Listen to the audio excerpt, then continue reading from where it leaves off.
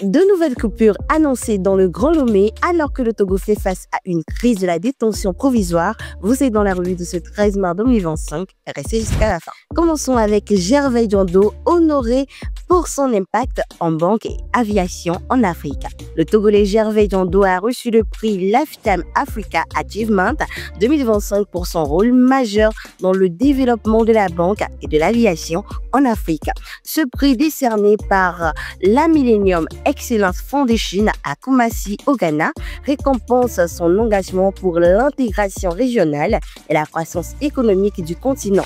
Co-fondateur d'EcoBank et président du conseil d'administration d'Askai Airlines, Diando est reconnu pour son rôle dans l'intégration régionale et le développement panafricain. EID Togo, lancement du recensement biométrique dans la préfecture du Golfe. Le recensement biométrique du projet EID Togo a débuté le 12 mars 2025 dans la préfecture du Golfe.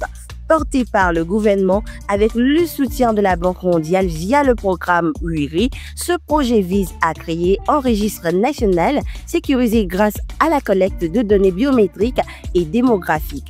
Chaque citoyen recevra un identifiant unique pour faciliter l'accès aux services publics, renforcer l'inclusion sociale et améliorer la gouvernance. Coupure de courant à Lomé du 14 au 18 mars, la CET lance un avis à la population.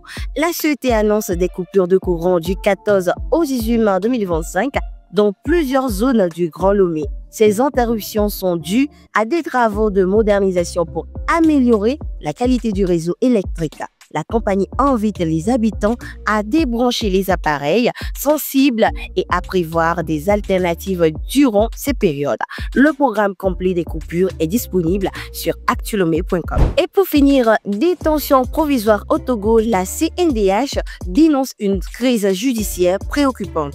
La Commission nationale des droits de l'homme CNDH alerte sur la surpopulation carcérale liée à la détention provisoire au Togo. Plus de 50% des détenus n'ont pas encore été jugés. Ce recours excessif, dû à un manque de juges, des enquêtes lentes et des infrastructures vétustes, viole les droits humains. La Commission propose des solutions urgentes.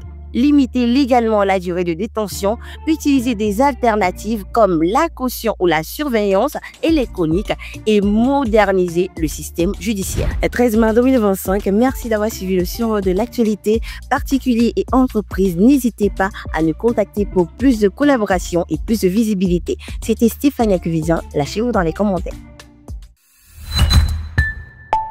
Actu Lomé.